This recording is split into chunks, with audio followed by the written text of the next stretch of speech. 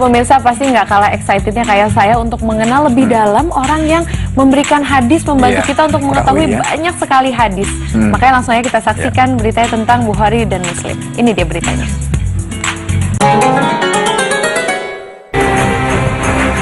Nama lengkap Imam Al-Bukhari adalah Abu Abdillah Muhammad bin Ismail bin Ibrahim bin Bardizbah Al-Jufi Al-Bukhari. Imam Al-Bukhari adalah ulama hadis yang sangat masyhur. Beliau kelahiran Bukhara, suatu kota di Uzbekistan, wilayah Uni Soviet, yang merupakan simpang jalan antara Rusia, Persia, Hindia, dan Tiongkok. Beliau dilahirkan setelah sholat Jumat tanggal 13 Syawal 194 Hijriah atau 21 Juli 810 Masehi. Beliau dibesarkan dalam suasana rumah tangga yang ilmiah, tenang, suci, dan bersih dari barang-barang haram. Ayahnya, Ismail bin Ibrahim, ketika wafat seperti yang diceritakan oleh Muhammad bin Abi Hatim, juru tulis Al-Bukhari, bahwa ia pernah mendengar Muhammad bin Harasi mengatakan, "Aku mendengar bahwa Ahid Hafs berkata, aku masuk menjenguk Ismail, bapaknya Abu Abdillah atau Al-Bukhari ketika beliau menjelang wafat. Beliau berkata, aku tidak mengenal dari hartaku barang 1 dirham pun yang haram dan tidak pula 1 dirham pun yang syubhat." Pada waktu masih kanak-kanak, Imam Al-Bukhari sudah hafal 70.000 hadis di luar kepala. Bahkan dengan hanya melihat kitab saja, beliau langsung hafal seluruh isi kitab tersebut. Sejak umur kurang lebih 10 tahun, beliau sudah hafal hadis dan menulisnya dengan banyak guru. Berikut ini adalah pengakuannya. Aku telah menulis hadis tidak kurang dari 1080 orang ahli hadis atau guru. Menurutnya, iman itu adalah ucapan dan tindakan yang bisa bertambah dan juga bisa berkurang. Ketika beliau berusia 14 tahun, beliau sudah berhasil menampilkan kitab sahih yang berisikan 60.000 hadis. Setelah selesai menulis sebuah hadis, beliau akan mandi kemudian sholat sebanyak 2 rakaat. Pada usia 16 tahun, Imam Al-Bukhari telah berhasil menghafal beberapa buah buku tokoh ulama yang prominent, seperti Ibnu Mubarak, Waqi, dan lain-lain. Beliau juga telah memperoleh hadis dari beberapa hufaz, antara lain Maki bin Ibrahim, Abdullah bin Utsman Al-Marwazi, Abdullah bin Musa Al-Abasi, Abu Asim Al-Saibani, dan Muhammad bin Abdullah Al-Ash'ari.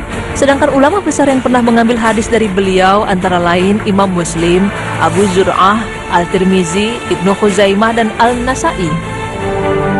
Beliau merantau ke negeri Syam, Mesir Jazirah sampai 2 kali, ke Basra 4 kali, ke Hijaz bermukim 6 tahun, dan pergi ke Baghdad bersama-sama para ahli hadis yang lain sampai 8 kali. Imam Al-Bukhari telah menuntut ilmu kepada ahli-ahli hadis yang populer pada masa itu dari berbagai negara seperti Hijaz, Syam, Mesir, dan Irak. Imam Al-Bukhari meninggal dunia pada malam Selasa tahun 255 Hijriah dalam usia 62 tahun kurang 13 hari, dengan tidak meninggalkan seorang anak pun. Sedangkan ada pendapat lain yang menerangkan bahwa Imam Al-Bukhari meninggal dunia pada hari Jumat, malam Sabtu setelah sholat Isya, bertepatan pada malam Idul Fitri 1 Syawal 256 Hijriah atau 31 Agustus 870 Masehi. Kemudian beliau dikebumikan sehabis sholat zuhur pada hari Sabtu di Hirtang, suatu kampung tidak jauh dari Samarkand. Lalu apa saja hasil karya Imam Al-Bukhari? Pertama adalah Al-Jami' Al-Musnad Al-Sahih Al-Mukhtasir min umur Rasulillah wa sunnanih wa ayyamihi, atau bisa disebut juga Sahih Al-Bukhari. Kitab ini berisikan hadis-hadis sahih semuanya. Ia mengaku bahwa dirinya tidak memasukkan dalam kitabnya tersebut kecuali sahih semuanya. Jumlah hadis yang ditulis dalam kitab ini ada yang mu'alaq dan mutabi. Yang mu'alaq sejumlah 1341 buah dan yang mutabi sebanyak 384 buah. Jadi seluruhnya berjumlah 8122 buah, di luar yang maktu dan mauquf. Sedangkan jumlah yang tulen saja yakni tanpa berulang, tanpa mu'alaq dan mutabi 2513 buah. Menurut jumhur ulama ahli hadis, kitab Al-Jami' merupakan kitab hadis yang paling sahih setelah Al-Quran. Kitab Qadaya Al-Sahaban wa Al-Tambi'in. Kitab ini dikarang ketika dirinya berusia 18 tahun dan sekarang tidak ada kabar berita tentang kitab tersebut. Karya lainnya adalah Al-Tariku Al-Kabir, Al-Tariku Al-Awsat, Al-Adabu Al-Munfarid, Biru Al-Walidain, Qiraat Hafz Al-Iman, Al-Tafsir Al-Kabir, Al-Musnad Al-Kabir, Al-Adab Al-Mufrad, Raf Al-Yadain, Al-Duwafa, Al-Jami Al-Kabir, dan Al-Ashribah. Ya, Itulah sosok Imam Bukhari yang selama ini hanya kita ketahui sebatas nama dan periwayatan hadisnya saja. Tak hanya Imam Bukhari, sosok ahli hadis lainnya yang juga sering kita kenal namanya adalah Imam Muslim. Lalu siapakah jati diri Imam Muslim sebenarnya? Nama lengkap Imam Muslim adalah Abu Al-Husain Muslim bin Hajjaj bin Muslim Al-Husairi Al-Naisaburi. Beliau dinisbatkan kepada Naisaburi karena beliau adalah putra kelahiran Naisabur. Beliau juga dinisbatkan kepada nenek moyangnya Qusair bin Ka'ab bin Rabi'ah bin Sa'sa'ah, keluarga bangsawan besar. Imam Muslim adalah salah seorang di antara panji-panji ahli hadis yang berkedudukan sebagai imam, hafiz, dan kuat posisinya. Menurut Al-Hafiz Ibnu Al-Ba'i dalam kitabnya Ulama'u Al-Ansari, Imam Muslim dilahirkan di Naisabur pada tahun 206 Hijriah atau 820 Masehi, yakni kota kecil di Iran bagian timur laut. Beliau dibesarkan dalam lingkungan keluarga berpendidikan yang haus akan ilmu hadis. Akibat karakternya yang terbentuk dalam lingkungan keluarga yang demikian itu, telah mendorong dirinya menuntut ilmu kepada guru-guru yang memiliki nama besar di negara-negara Islam. Di Khurasan Iran, beliau berguru kepada Yahya dan Ihsan bin Rahuya. Di Rai, beliau belajar ilmu hadis kepada Muhammad bin Mihran. Di Irak, beliau belajar ilmu hadis kepada Ahmad bin Hambal dan Abdullah bin Maslamah.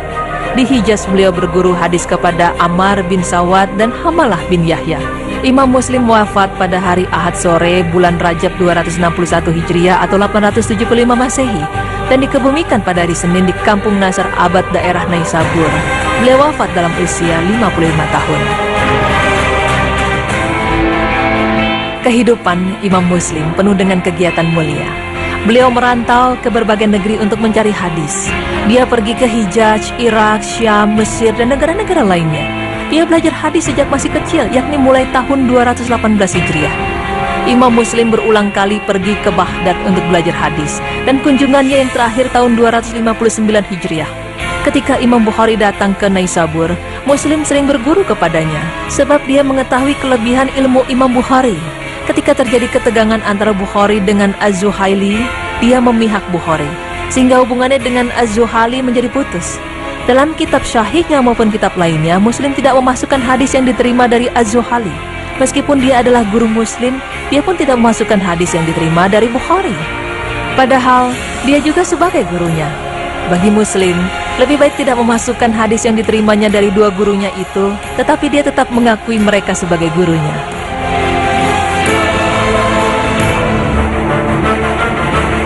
Imam Muslim mempunyai kitab hasil tulisannya yang jumlahnya cukup banyak. Di antaranya adalah kitab Al-Jami'us Sahih yang judul aslinya adalah Al-Musnad Al-Sahih Al-Muhtasar min Al-Sunan bin Naqal Al-Adl an Al-Aldi an Rasulullah. Kitab Sahih ini berisikan 7.273 buah hadis, termasuk dengan hadis yang terulang. Kalau dikurangi dengan hadis-hadis yang terulang, sisanya tertinggal 4.000 buah hadis. Kitab lainnya seperti Al-Musnadul Kabir Al-Rizal, Kitab Al-Asma' wal Kunnah, Kitab Al-Ilal, Kitab Al-Aqran, Kitab Suwalatihi Ahmad bin Hanbal, Kitab Al-Intifa bi Uhubi Siba, Kitab Al-Muhadramain, Kitab Man Laisa Luhu ila Rawin Wahidin, Kitab Auladus Sahabah, dan Kitab Auhamul Muhadisin. Ketelitian dan kehati-hatian Muslim terhadap hadis yang diriwayatkan dalam sahihnya dapat dilihat dari perkataannya sebagai berikut. Tidaklah aku mencantumkan sesuatu hadis dalam kitabku ini, melainkan dengan alasan, juga tiada aku menggugurkan sesuatu hadis daripadanya, melainkan dengan alasan pula. Imam Muslim di dalam penulisan sahihnya tidak membuat judul setiap bab secara terperinci. Adapun judul-judul kitab dan bab yang kita dapati pada sebagian naskah Sahih Muslim yang sudah dicetak sebenarnya dibuat oleh para pengulas yang datang kemudian. Di antara pengulas yang paling baik membuatkan judul-judul bab dan sistematika babnya adalah Imam Nawawi dalam syarahnya.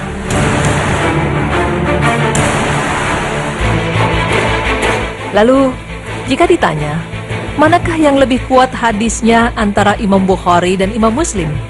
Jawabannya adalah sebagaimana pernyataan seorang ulama dalam syairnya yang berbunyi, orang-orang berbeda pendapat terhadap Al-Bukhari dan Muslim. Siapa di antara keduanya yang paling utama? Maka aku berpendapat, jika Al-Bukhari lebih utama, itu dari segi kesahihan hadisnya. Dan jika Muslim lebih utama, itu dari segi sistem penyusunannya. Nah pemirsa, Demikianlah penjelasan singkat mengenai biografi dari sang ahli hadis ternama Imam Bukhari dan Imam Muslim. Semoga kisahnya bisa menjadi inspirasi bagi kita untuk mau mempelajari hadis, tidak hanya mengetahui, tapi juga memahami dan melakukan sunnah yang disebutkan dalam hadis. Akan lebih baik bila kita juga bisa mendakwahkan hadis yang kita ketahui kepada siapapun yang sekiranya belum tahu.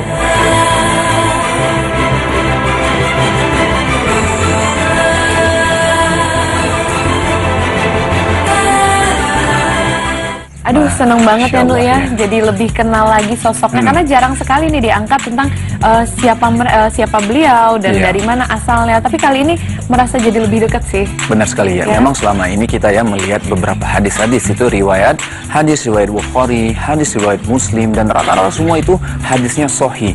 Dan alhamdulillah hari ini kita bisa tahu mengenal sosok kedua imam yang begitu mulia ini ya. Sangat jadi tahu, karena selama ini kita tahu kalau misalnya membacakan hadis riwayat Bukhari dan Muslim itu rata-rata sahih semua. Dan kalau misalnya tadi Bukhari memang dikasih tahu bahwa memang kenapa dinamakan Bukhari, memang ternyata adalah beliau lahir di kota Bukhara ya, jadi dinamakan Al-Bukhari. Dan memang beliau dilahirkan di keluarga yang taat, beragama, dan beliau belajar hadis itu dari ulama-ulama dan syekh-syekh yang begitu luar biasa sekali. Iya, jadi benar-benar alhamdulillah mengenalnya sekarang, alhamdulillah nonton berita Islami, alhamdulillah sekarang saya ada di sini, alhamdulillah. Karena kamu tahu nggak sih ternyata alhamdulillah itu bisa menyehatkan kita. Alhamdulillah bisa menyehatkan. Betul banget dengan mengucapkan alhamdulillah. Sahih nggak nih? Nah makanya nanti kita akan bahas pemirsa, oleh karena itu jangan kemana-mana, tetap di Berita Islami Masa Kini. Allahu Akbar.